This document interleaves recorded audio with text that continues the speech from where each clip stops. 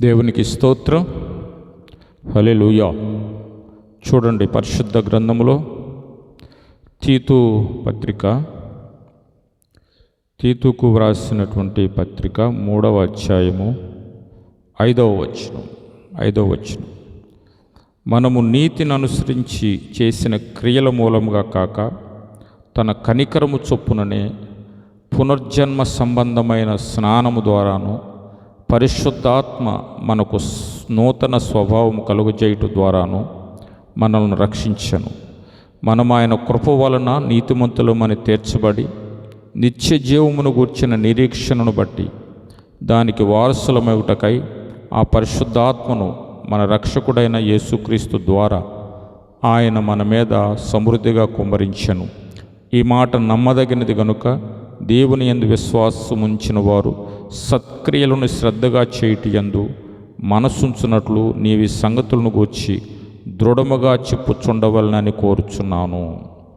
ప్రియులరా, పౌలు తీతుకు లెటర్ రాస్తూ ఆ లేఖలో వ్రాస్తున్నటువంటి సంగతులు ఏంటంటే, మనము నీతిని అనుసరించి చేసిన క్రియల మూలంగా కాకుండా తన కనికరము చొప్పుననే మనము పునర్జన్మ సంబంధమైన స్నానము ద్వారా, అంటే బాప్తిస్మము ద్వారా మనము నూతన స్వభావము కలిగి ఉన్నాము అని చెప్తున్నాడు. పరిశుద్ధాత్మ ద్వారాను పునర్జన్మ సంబంధమైన స్నానము ద్వారాను నూతన స్వభావమును కలిగి ఉన్నాము, తద్వారా మనం రక్షించబడ్డాము అని చెబుతా ఉన్నాడు. అంటే దీని భావం ఏమిటి అంటే, గతంలో మనం దేవునికి దూరస్తులుగా ఉన్నాం. యేసు ఎవరో ఎరగనప్పుడు పాపస్థితిలో ఉన్నాం. లోకానుసారులతో లోకములో ఎలాంటి కార్యాలైతే జరిగించామో అలాగా జీవించిన మనము గతంలో మనం తప్పులు చేసిన సంగతిని మనకు తెలుసు. అదేవిధంగా కొన్ని నీతి కార్యాలు కూడా చేశాం. ప్రభు దగ్గరకు రాకమునుపు కొన్ని నీతి కార్యాలు కూడా చేసి ఉండొచ్చు. అలాగని తప్పులు చేయలేదని కాదు, తప్పులు కూడా జరిగించాం. అయితే గతములో జరిగించినటువంటి నీతిని బట్టి కాకుండా, గతములో జరిగించినటువంటి తప్పులను బట్టి కాకుండా మనము ఏ విధంగా రక్షించబడ్డామంటే, మనము పునర్జన్మ స్నానము ద్వారా, అంటే బాప్తిస్మము ద్వారా, జ్ఞానస్నానము ద్వారా మనము రక్షించబడ్డాము, నూతన స్వభావాన్ని పొందాము. పరిశుద్ధాత్మ ద్వారా మనకు ఈ నూతన స్వభావం వచ్చింది అని తీతును హెచ్చరిక చేస్తూ ఉన్నాడు, తీతును బలపరుస్తూ ఉన్నాడు. అక్కడ పైభాగంలో మనం చదివితే చాలా స్పష్టంగా కొన్ని మాటలు ఉంటాయి.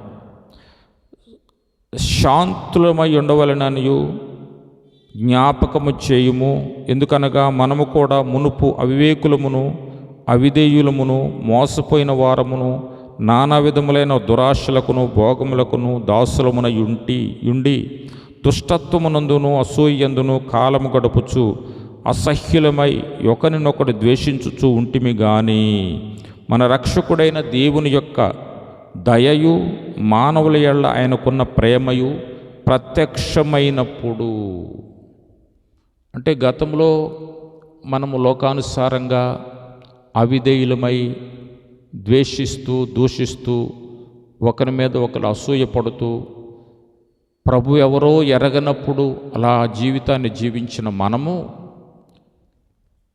క్రీస్తు ప్రభువారు లోకానికి ప్రత్యక్షమైన తర్వాత, క్రీస్తు ప్రభువారి ద్వారా మనం రక్షించబడ్డ తర్వాత కలుగుతున్నటువంటి నీతిని బట్టి మనము పరిశుద్ధపరచబడుతున్నాము.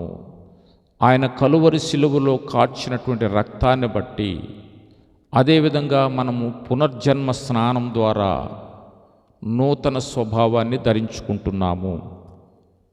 గతంలో జరిగించినటువంటి తప్పులైతేనేమి, నీతి అయితేనేమి, దానిని బట్టి మనం రక్షించబడలేదు. కానీ యేసునందు విశ్వాసం ఉంచిన తరువాత స్వభావం మార్చబడింది, నీతిగా మార్చబడ్డాము. పునర్జన్మ స్నానము ద్వారా మనము నూతనపరచబడ్డాము అని చెబుతున్నాడు.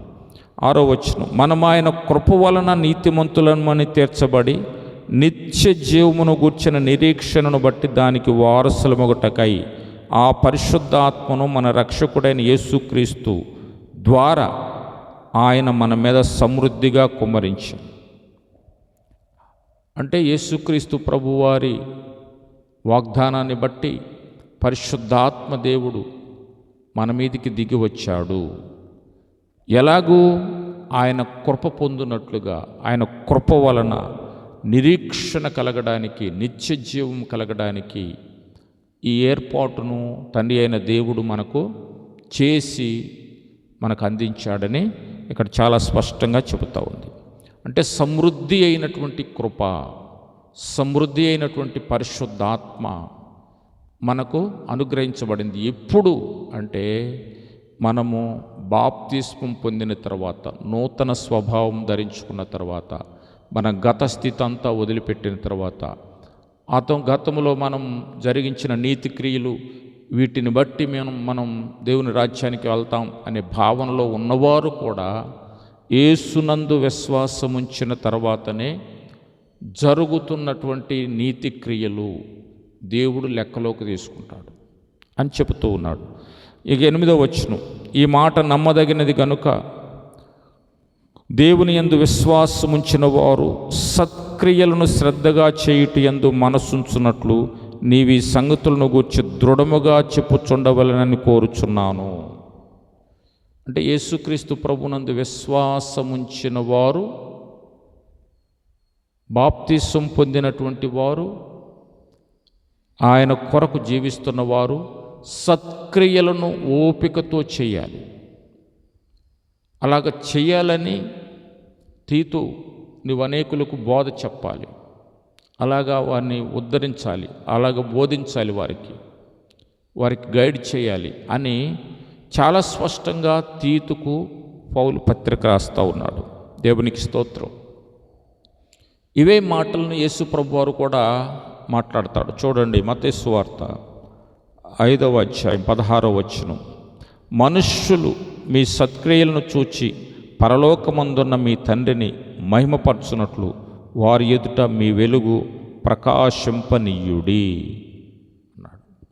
అంటే దేవుని కొరకు వెలిగించబడ్డవారు, దేవునిలో రక్షించబడ్డ ప్రతి ఒక్కరూ కూడా సత్క్రియలు చేయాలి, మంచి కార్యాలు చేయాలి. ఇంకా యేసు ప్రభు వారు మాట్లాడుతూ ఏమంటాడు, మనుషులు దీపం వెలిగించి కొంచెం కింద పెట్ట, అది ఎంట నుండి వారికి అందరికీ వెలిగించుటకై దీపస్తంభం మీద.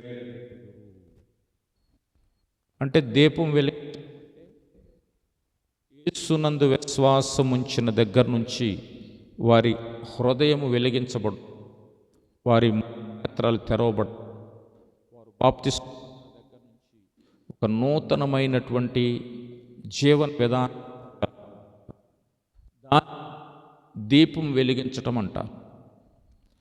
అంటే నూతన జన్మ పొందిన తర్వాత గతమంతా వదిలేసి నూతన జన్మలో ఈ మారుమనసు సాగుతున్న వారందరూ గతములో లాగా జీవించకుండా సత్క్రియలు చేయడానికి పూనుకోవాలి.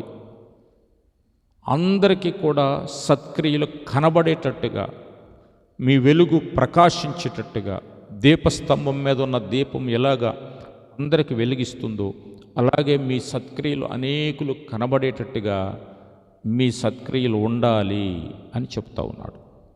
అంటే గతంలో మనము జరిగించినటువంటి అవివేకాలు, దూషణలు లేదా అబద్ధాలు, ఇంకా రకరకాల దోషాలు, పాపాలు అవన్నీ కూడా మనము మారు మనస్సు పొందిన దగ్గర నుంచి విడిచిపెడతాం గనుక, విడిచిపెట్టిన తరువాత మనం చేయాల్సిన కార్యాలను గురించి అక్కడ చెప్తూ ఉన్నాడు.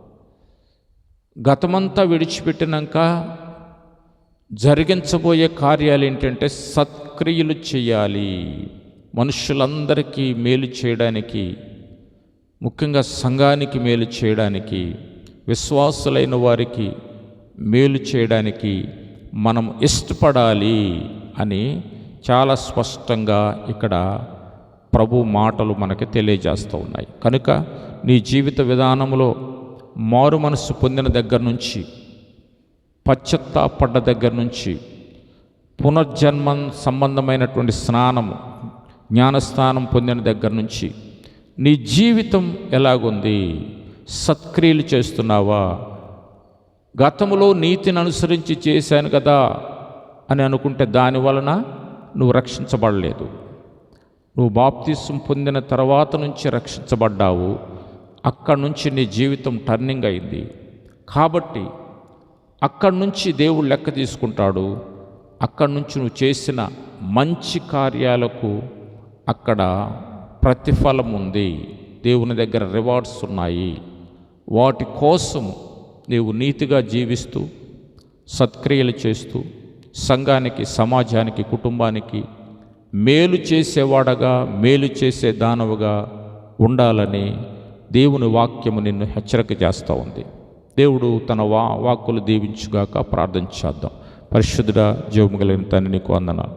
ఈ మాటలు మా హృదయాల్లో ముద్రించి, ఈ మాటల ప్రకారంగా నాయన మేము జీవించినట్లుగా సహాయం చేయమని, సత్క్రియలు చేసే మనస్సు ఆయన ఆత్మ మాకు దయచేయమని యేసు నామములో ప్రార్థించి వేడుకుంటున్నాం తండ్రి. Amen, amen.